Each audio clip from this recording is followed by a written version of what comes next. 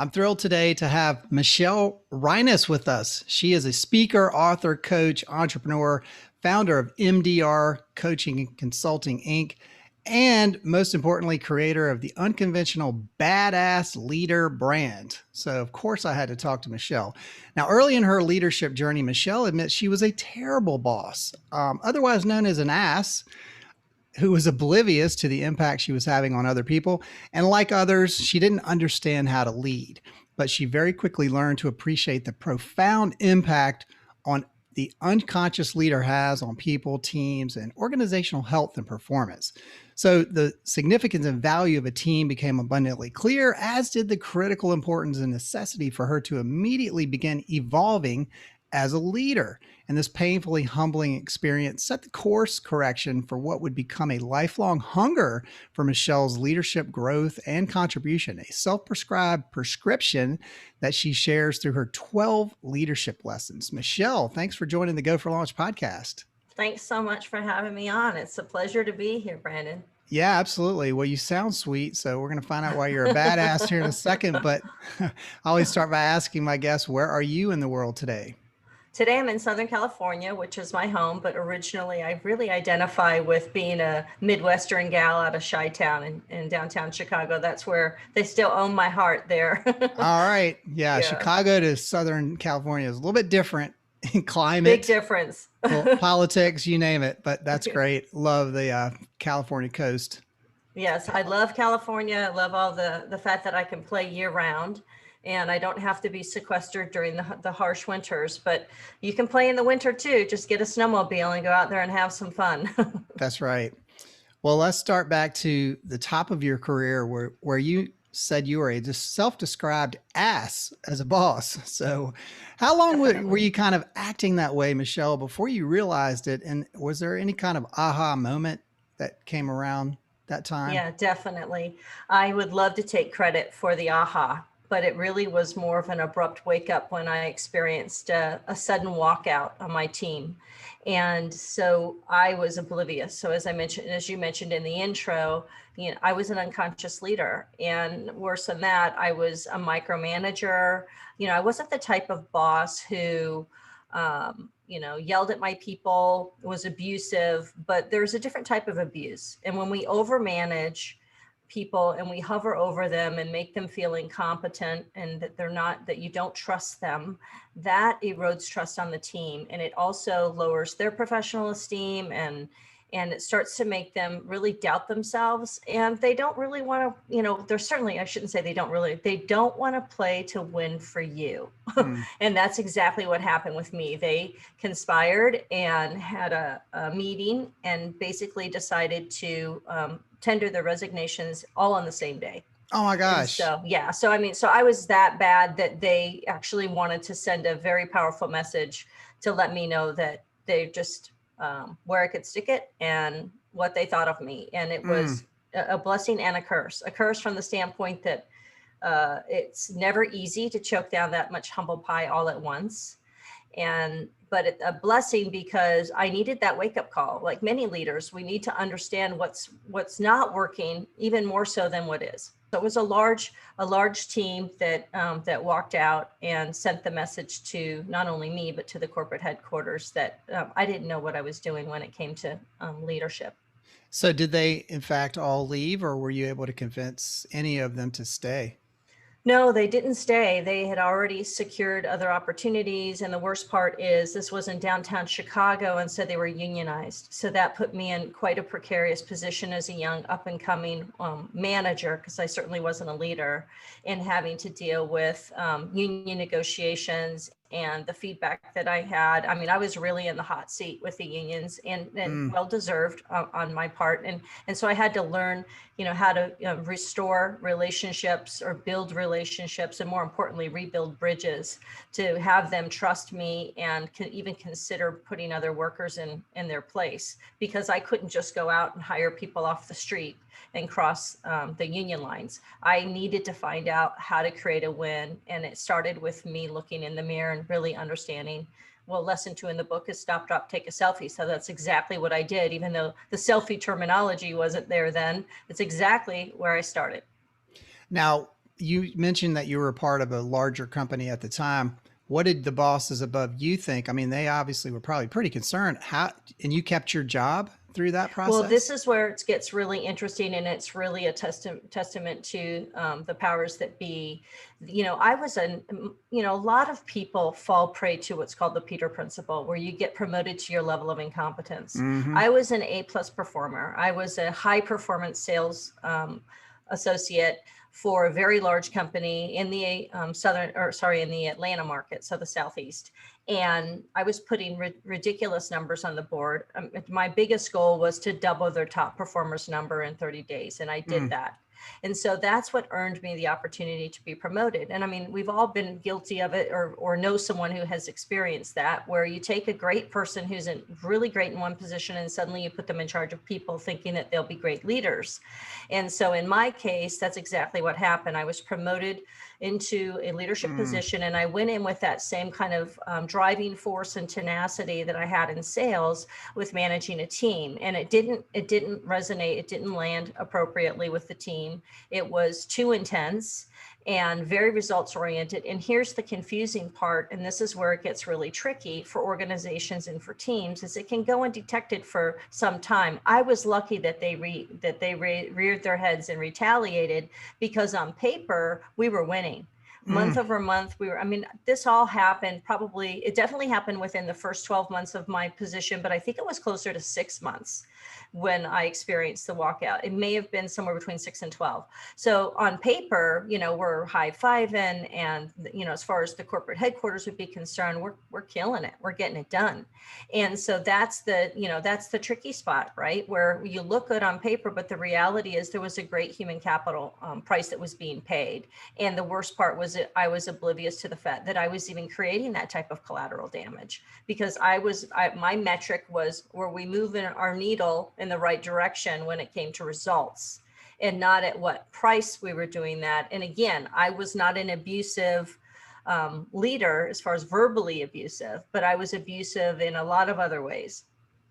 Well, when you look back at that period, do you think that there were any warning signs that you realized that you missed?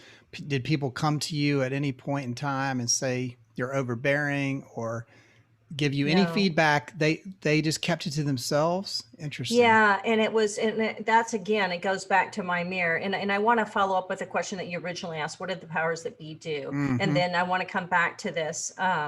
No one was reproaching me because I wasn't approachable.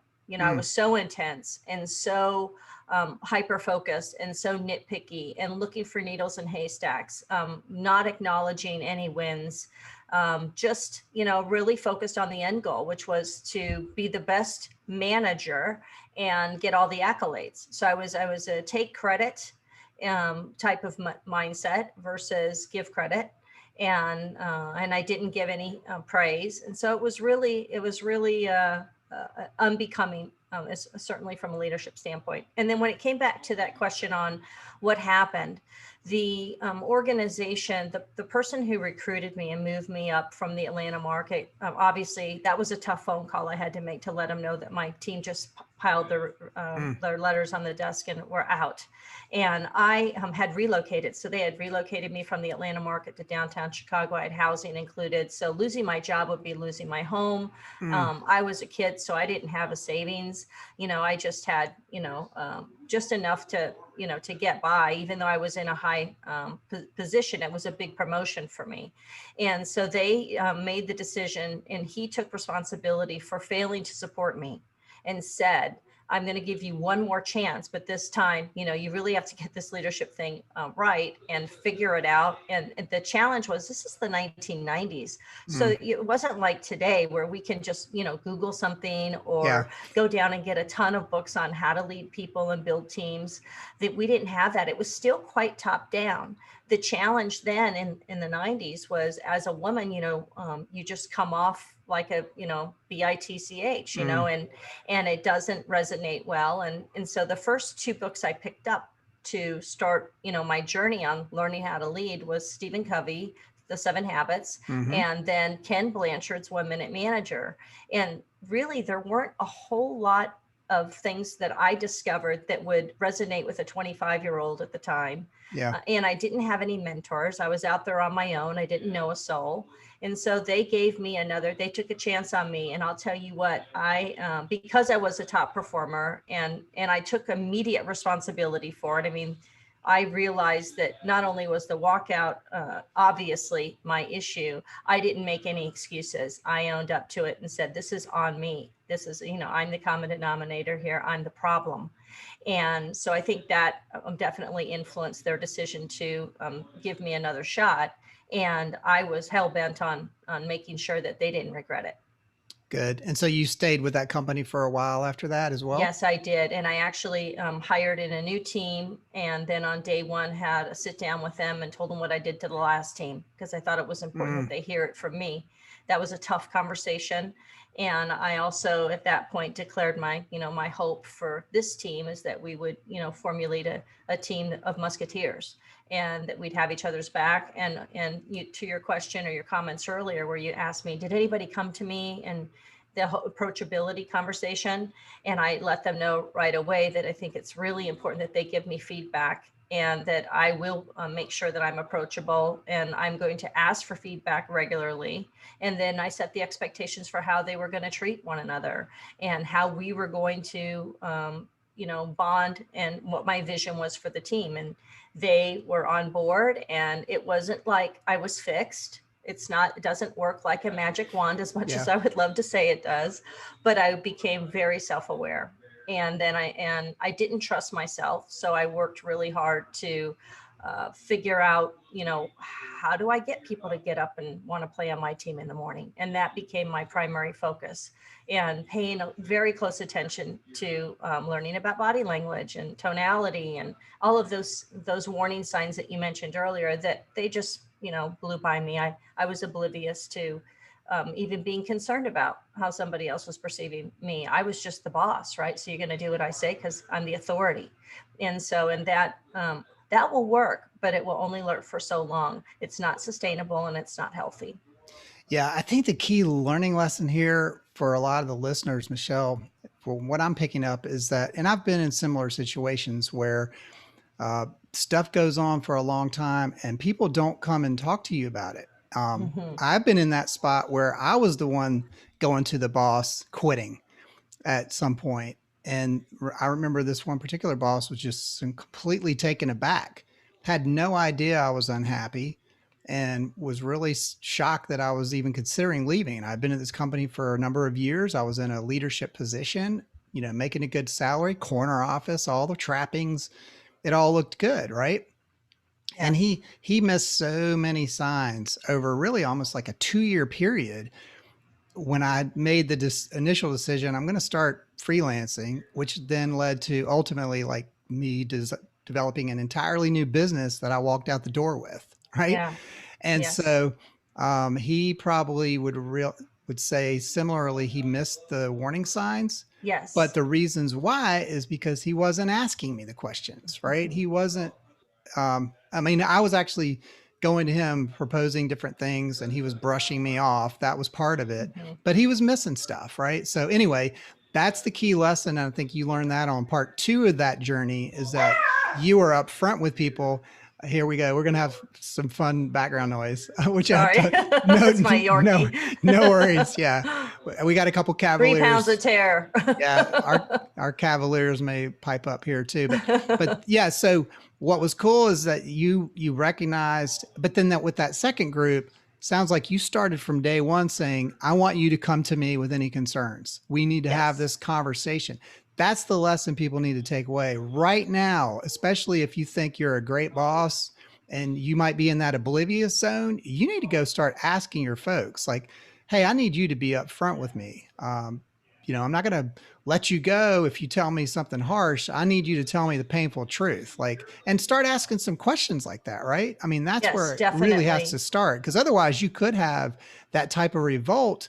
And again, I've also had that happen to me where people I thought were working for me, I thought they were happy. I thought they were going to be there for a long time. And then, I remember one person came to me and my partner and said, I'm out of here. And we're like, what do you mean? It's like, I'm leaving. I don't know what I want to do, but actually he had already formulated what he was going to do, took a little time off, and then he started a competing business, right? So, Yes, you know, yes. it And was that's it's sad so to think. unfortunate. Yeah, Yeah. it's so unfortunate. So that's, Yeah. yeah, definitely great advice. And I believe very strongly that it has to come from the leader. So you have to, invite your people to offer feedback. It's not easy, but it's really important. I mean, just the same way is we're expected as leaders to coach our people, to give them feedback around what's not working, but also what is working. And it's really critical for leaders to ask for the same. I mean, how do you expect someone to share and open up with you on your team and tell you what's not working for them, even in their own development needs, if you're not capable as a leader of being able to go to them and say, give me feedback, tell me what's working for you, tell me what's not working for you, what would you like to be different? It's not about weakness, it's about strength. And that takes a lot of guts as a leader to be able to be authentic and vulnerable. And I'm not talking touchy feely Yeah. tissue box type of vulnerability. Not that there's anything wrong with when that's appropriate or when there are conversations around that, but it's really about just being able to be, look, we're in this together, we're in this boat together, we're rowing together, we're trying to go in the same direction and get to an end game, and we're partners. And so partnering for performance, for their performance success, and then your own as their leader. And every single team member needs something different from you. And so knowing how to engage with them and to connect with them in order to get that and give that feedback is vital to success, particularly with teams. Definitely. Well, let's talk about that, more of that transition. How did so you started going from being in the ass to eventually a badass leader. What did that transition look like? From 25 to now 56. How Yes. long did it take, and where did the light bulb go off for you? Like, I want to be a badass leader, and not in a Yes. nasty way, No, in a like positive in a way. positive Yes. way. Yeah. Yeah, definitely. So that my journey, my leadership journey, I always tell leaders that, leadership is an evolution. We should always be, it's kind of like your favorite butcher knife. You don't buy it new and then never sharpen it. We need to constantly keep ourselves sharpened. And so my evolution is continuing to go today, even as a multi-brand entrepreneur. I'm constantly sharpening the saw, as Stephen Covey would say, and evolving. So that evolution with that very next team that I hired, we became musketeers, and we Hmm. formed a bond, and we broke records, and we had fun, and we had each other's backs. I mean, it transitioned for me right away on understanding what was working and what wasn't working, and we did it together. So it wasn't just about me, it was really about my level of engagement with the team and their willingness and comfort in giving me feedback, and building that framework of trust with them out of the gate was vitally important for us to move forward as a team. So I had a big win with that team, which was really important for me, because that was a way of expressing my gratitude for having a second shot, and also proving to myself that, okay, I can figure this leadership thing out. It's not rocket science, it's people science. And I need to understand how, what makes people tick, what ticks them off, how to motivate them, how to coach them, how to give them feedback and praise. And, I say in the book, how do we serve up leadership platinum style? And so, in platinum style is quite different. I'm sure we've all heard of the golden rule, which is, treat others the way you want to be treated. And as I say in the book, particularly when it comes to becoming an epic coach, the problem with that is people aren't you. And so the platinum rule is treat people the way they want to be treated. Hmm. Coach them and give them feedback the way they want to be coached or need to be coached and given feedback. And so that's a competency that when leaders develop that competence and become epic coaches, which is lesson 5 in the book, then now we are talking about maximizing and accelerating outcomes, or what I refer to often as it's rocket fuel for people performance. Yeah, and that's so hard because I mean, we've all worked for people. I can remember one person in particular was such an ass, Yeah. to your verbiage, and would never, speak to people in the manner they wanted to be spoken to. He didn't care. He had Yeah. no concept of empathy. It was just like, this is my way or the highway, and I don't care if I hurt your feelings or what. We're all about the dollars, and really Yes. patting his wallet more so than anything, right? But otherwise, He was not, it sucked. So there's a constant revolving door. And even the people that stayed were just basically doormats, you know, Yeah, uh, disengaged, just there for the totally, paycheck. just Yeah. And totally so, cashing it in for yeah. years and years. Yeah. Yeah, So and shame that's, on that leader. And what's really shameful is when organizations or particular industries, and I mean, if we just think about the time that we just are coming out of with 2020, there were some industries that really boomed. I mean, they blew up and got huge through the pandemic. And so you can look at that metric and go, wow, we're killing it. We're awesome. Well, within that organization, you might have really toxic leadership. And mm, so that fine line that you walk between being successful in spite of yourself. And so that's really hard for a lot of leaders to stop and look in the mirror, because they're like, well, look at our numbers, we're smoking it. And I always say, yeah, well, imagine what you could be doing if you really were a badass leader. You're yeah, losing a lot of cash, you're leaving a lot on the table. If you're really focused on results, then focus on who you get to be for your team, because that's going to maximize the greatest possible outcomes that you could ever hope to achieve. exactly. And that particular person I'm thinking of too, you know, kind of had his pet favorites, and Uh, those people were groomed and rewarded, and everybody else was either crapped on or, you know, just shoved to the side or worked like yeah, dogs. So that yeah. all of that kind of thing sucks. But I wanted to ask you, because you have this concept called the mirror. What is that, Michelle? That's really goes back to lesson 2, which is where, I had the wake up call, the gift from my team, about how horrible I was as a leader. And so lesson 2 is stop, drop, take a selfie. And so that's all about the leadership mirror, and being able to, and it takes a lot of guts to be able to look in the mirror and ask for feedback, and really be open to understanding what's not working. And then that enables us. I always say the leadership mirror is something that you should always be recalibrating, because it's not just because I worked well with that team doesn't mean that I'm fixed, and then I go into a new organization, new team, new culture. I need to constantly be recalibrating and going back into the leadership mirror, because at the end of the day, our people's performance are based on our results as leaders. So if Hmm. something's not working for you with your team, then look in the mirror. If something is working for you, great, look in the mirror. Understand what it is that you're doing that's working, so you can do more of that. And if there's something that isn't working, then discover what that is. Just like going to a doctor and getting a diagnosis.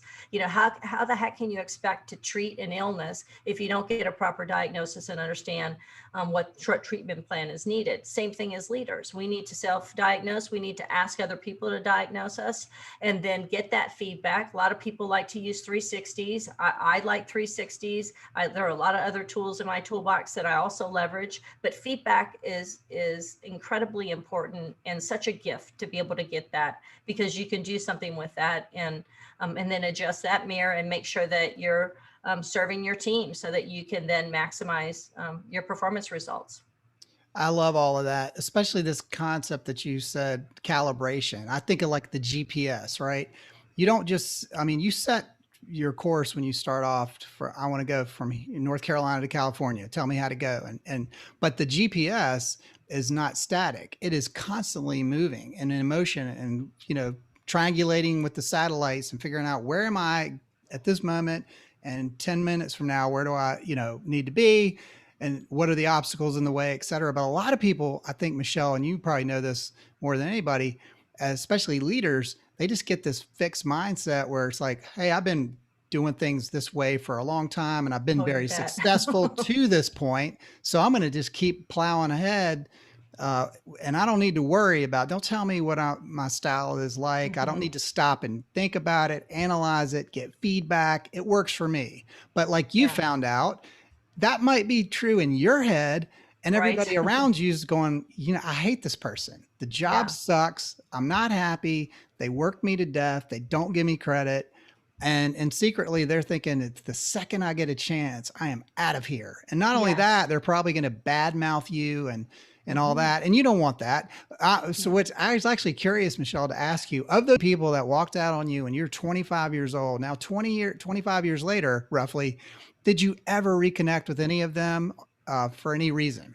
I tried to track down the one who kind of spurred it all Mm, on that started it all, and because I owe him my debt in gratitude, and also my humble apologies, Mm. because when we suck as leaders, and we impact not just people at work, but we impact how they go home, the interactions that they have in their communities, at the grocery store, on the freeway. We're seeing a lot of road rage right now, and so, I contribute to that when I'm a bad leader. And then how they engage with their families, whether they sleep at night, their mental, emotional well-being. We're responsible for all of that. And so I take it very much to heart what I did, the collateral damage. It wasn't just that, hey, I got my gift and I moved on. I've been very affected by that all of my life, and it's been the inspiration behind why I've started 2 leadership brands, and been really just constantly, at the fire hose, trying to drink in as much information and self-develop and continue to be in this iterative process of continuous evolution. And I think that's what being a badass leader is all about just constantly figuring out, okay, so what's next? What else can I do? How else can I improve? I'm going to the leadership gym every day as an entrepreneur, and as a leader, and as a facilitator and a coach. I'm constantly challenged by challenging myself first. I think that's a great inspiration to a lot of people who are listening, that you were able to turn things around. And yeah, so it sounds like you weren't able to necessarily connect with those people. And it's No. interesting. Most of them, probably, if your name came up, they would be like, oh my God, that was like one of the worst times of my life. She was terrible. And if they heard that you're now this leadership guru or whatever, they'd be like, you got to be kidding me. Right. However, How could that happen? right. But it's like a testament to the fact that change is possible, but it takes Yes. a ton of work, self-awareness, humility, and, like you said, going to the gym. Yeah. Literally, it's like a muscle, that you have to, number one, know that you have, know that it's atrophied, know that you need to get it back in shape, and that it's going to take constant work to do that. So that's awesome all the way around. And again, you've been so kind and everything. And I think when people hear, oh, you're a badass, you're going to come across as like, really aggressive or whatever, which, everybody needs to portray various roles in leadership. But, I feel like you're teaching a different way. So what are some other, key lessons, or maybe a story or two you can share from your book, From Bad to Badass Leader? Yes, one of my favorite lessons was, along my journey, throughout my journey, I had come across certainly some bad bosses where I had a chance to have the shoe on the other foot, if you will. But one of my, I have several opportunities throughout my career to work for some truly badass leaders. People, they have the people science really dialed in. They understand that there's a tension between team and performance, taking care of your people in order to accelerate outcomes and performance. And there was one in my book, a character called Max Factor. I call him #Max Factor. And it was, I don't want to give too much away because it's such a great story in the book, but I will say that he, along with several others, really did what I would call leaned in, did a very good job of pulling their chair up at the table, like they're really hungry for a meal, ready to listen to my ideas, intrigued with what I had to say, and really very open to different possibilities. And so they inspired the entrepreneur within me, within a corporate structure. And that is incredibly powerful when we as leaders can do that. And it's possible to do that. And the way he went about it, and the way he taught me to go about it, just through his actions, right? We learn from great mentors and observing great leaders, was, people want to be seen, they want to be heard. If you want people to run it like they own it, you need to engage them and ask for their ideas, and find ways to let them, not let them, give them credit, always give them credit, and take responsibility as a leader. And he was extraordinary at doing that, and was a huge inspiration. And someone, I've been out of that organization, and he's been long retired, and I saw him just pre-pandemic. I try and see him every single year. And it's just, these leaders and mentors in my life I've remained connected to. And I think it's important, no matter how much of an expert we may think we are, we all need mentors. And we should always, as I say in lesson 11, expand our tribe and share our lessons learned, and also be open to learning from the lessons of others who have, maybe chosen the path like I did, of bumps and bruises and a lot of boot and mouth moments, and then taking that and hopefully helping prevent that for others. Or also the flip side, where you watch other leaders who have done things successfully, and putting that in your bag of goodies and tricks and tools, so that you can then inspire and bring out the greatest potential of your team as possible, which to me, that is the mark of a truly badass leader, is someone who knows how to help people discover their greatness. Excellent. Well, speaking of, I know you've got some information you'd like to share with our listeners at badassleader.com/go for launch. That's Yes. GOFORLAUNCH, just like the show name. So badassleader.com/go for launch. What can folks find over at that link?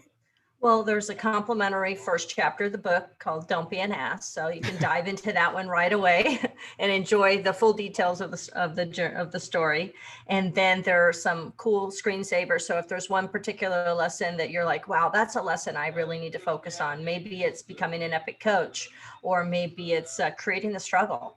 And so those are great screensavers. They work on mobile apps. Also, a list of, I think, my favorite books and mantras. And so there's some goodies on there. And then certainly that will take you to all the other things from our Leadership Academy, the Badass Leader Academy that we have. We have some fun swag if you want to represent the brand and be a badass leader and wear it. You can do that as well. And then don't hesitate to reach out, connect with us on all of our social platforms. We'd love to get your questions and be able to be of support to support you on your journey. Excellent. Well, Michelle Reines, thank you so much for being a guest on the Go for Launch podcast today. I really appreciate it. Thanks so much for having me, Brandon.